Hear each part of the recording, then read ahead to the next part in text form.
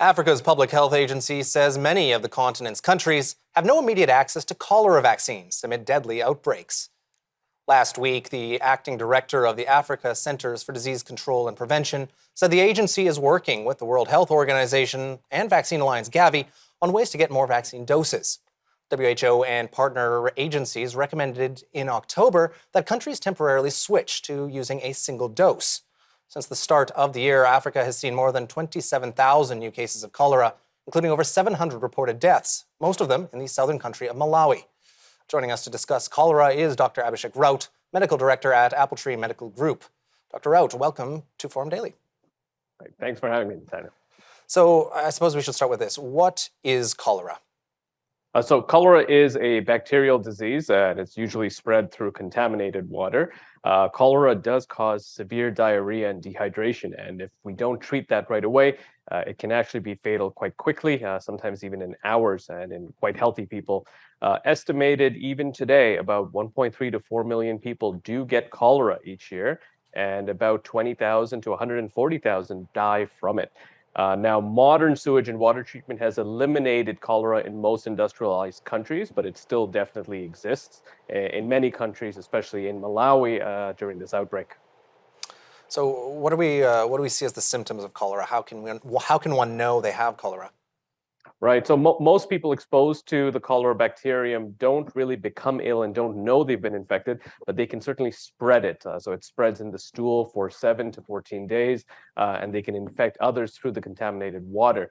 But if you do have symptoms, what we do find is that starts with mild to moderate diarrhea. That's hard to tell apart from other problems, but then you can start getting more severe signs as well. In fact, 1 in 10 people will get quite sick with severe cholera and have severe issues such as watery diarrhea, vomiting, leg cramps, and if we don't get fluid in to those people without adequate treatment, you can see death occurring quite quickly.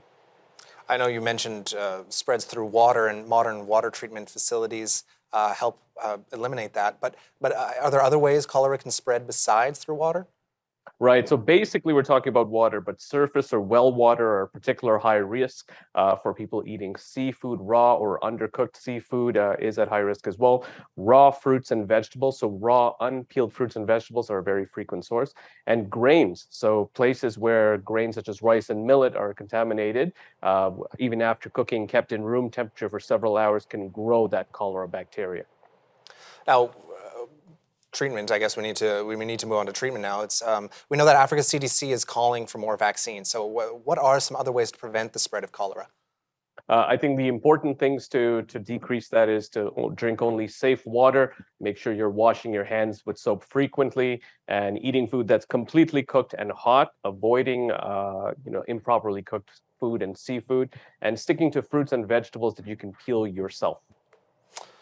Now, we know the WHO Director General says that we're looking at the 50% increase in recent years of cholera cases, 31 countries since December. So what are some of the reasons we're seeing a spike in cholera outbreaks worldwide?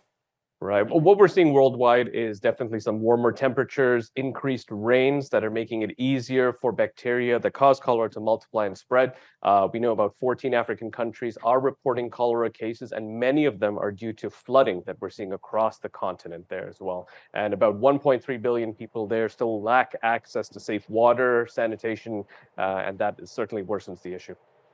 Now, bringing it back home here, cholera was a deadly disease in Canada during the 1800s, with outbreaks leading to at least 20,000 deaths, possibly more. But what is the status of cholera in Canada today? Right. We're very lucky. We live in a very good industrialized nation. It's a very rare disease in Canada.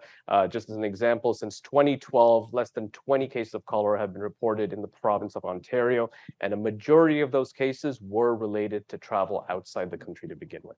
It's interesting to bring up travel. So let's suppose somebody goes abroad and contracts cholera. What steps are they required to take upon their return?